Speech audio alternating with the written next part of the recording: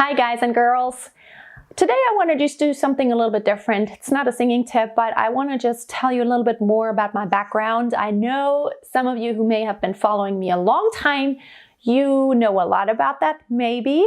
But for those of you who may be new to my channel, I just wanted to take some time because I get asked a lot of times and I get many comments of people saying, oh, what do you know about opera? You have no idea, you've never sung opera. And some people like, oh, you just don't, this is why you're just performing with local bands. So I just kind of wanted to tell you my background and then you can decide for yourself if I'm someone who's qualified to teach and, you know, just to show you how to do things. So when I was born to parents that were musically active. My mom was actually a classical guitarist and she played in the opera theater and she taught at the conservatory in Frankfurt here in Germany.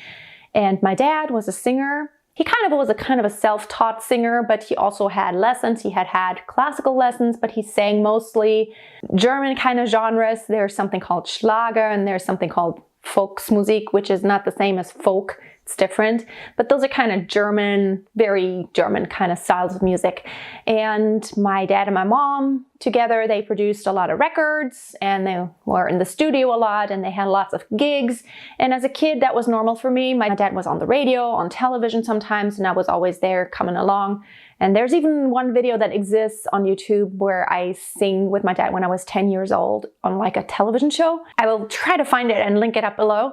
So that's kind of fun. And so, I don't know, for me it was really normal to hear music, and what fascinated me most was when I was with my mom, she was playing in the opera theater, and I remember her being in the production of The Barber of Seville. There's this cavatina, this aria that, oh, not Figaro, but the Count, he sings that to Rosina, and it's actually accompanied by a guitar, and of course the singer doesn't know how to play guitar, so my mom sits in the orchestra pit and plays it while he's pretending to play the guitar and while he's singing. That fascinated me so much. And like that atmosphere and hearing an orchestra around me, that was so cool. Just feeling those vibrations of like a nice big orchestra and all those, the basses and the timpanis, that was like, whoa, awesome. And then of course the costumes and the singers. I would go home and pretend like I'm an opera singer, like, oh, I just listened to what happened and I pretended to do the same, but I was always embarrassed to sing.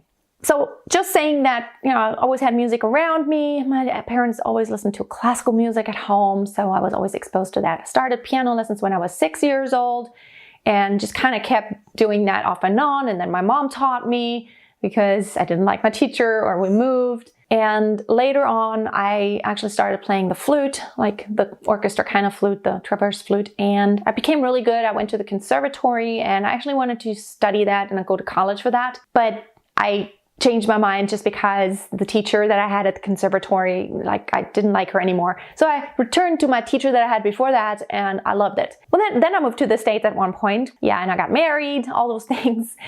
And so after a while, we came back to Germany. My ex-husband was American, so that's not important for this story, but we came back to Germany and I thought, well, you know, I think I need to do something real in life to actually make money.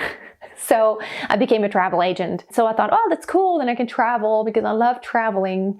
Oh, well, it didn't exactly turn out the way I wanted it because it wasn't that I was traveling all the time. It was more like my customers were traveling all the time and I was just sitting in front of a screen all day and booking their trips. So I enjoyed that for a while, but then I decided, okay, after I finished my training, I did that for 3 years. After I finished my training, I decided, okay, maybe I don't want to really do this forever. Well, then my ex-husband and me, we went back to the States because he wanted to go to college and I got a job at the college where he wanted to go. And it was really cool because, you know, I had worked in administration, I knew about office, and I got a job there. And I studied singing there because I could take 6 credit hours for free, and I did.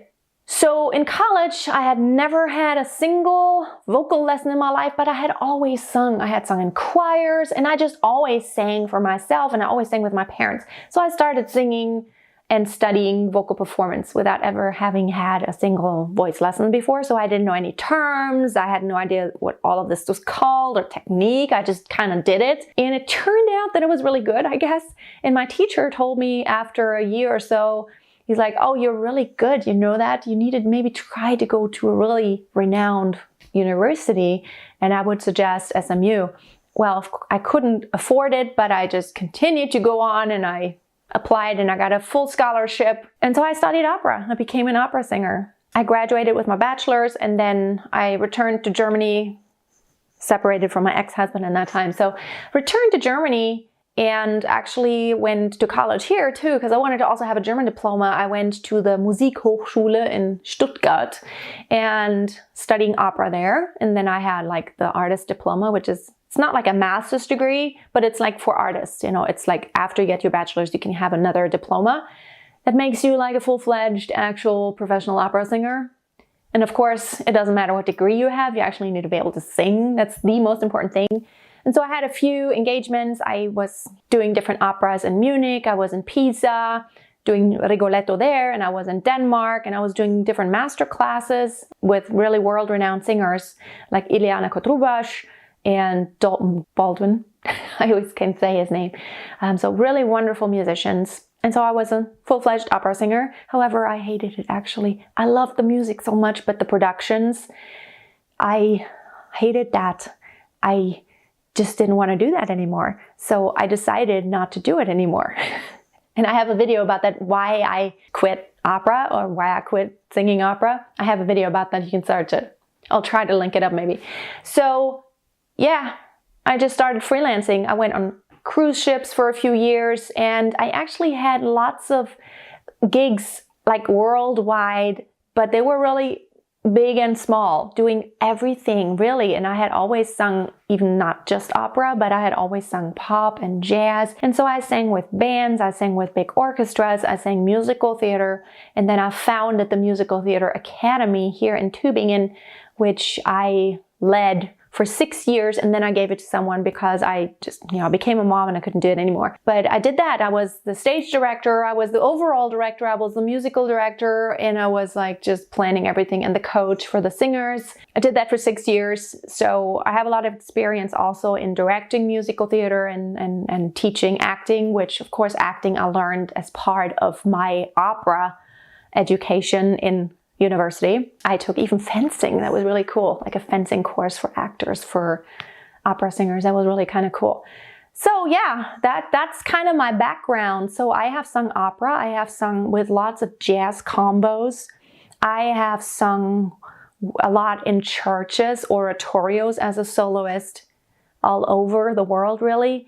I have even sung in the famous chapel in Antarctica, where Sir Ernest Shackleton celebrated Christmas once with his crew. I sang in that chapel with that old harmonium that my pianist played, and it didn't sound great, but it was so awesome. Just the history of that place, it was just awesome. So I've sung in many really exotic places. I had a gig where I was kind of 20 meters up in the air, hanging from a crane as a Christmas angel opening up, like in the center of a city, like the piazza, I was opening up that big market, the Christmas fair.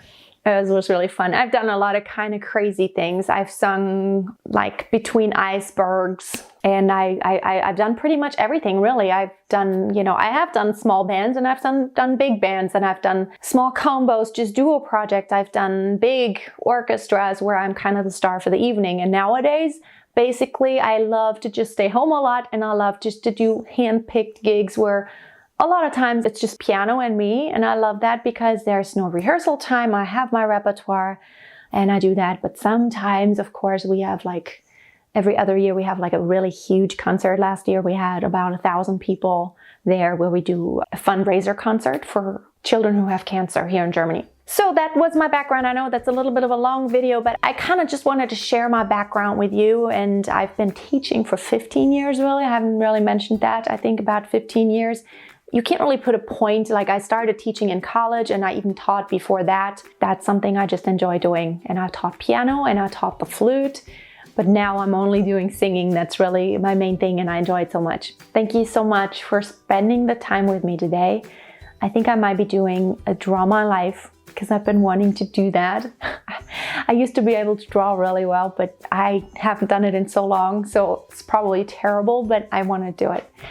Have a wonderful day. Check out my Facebook group if you have not, and subscribe to the channel. Have a wonderful day. See you next time, and always keep on singing. Bye.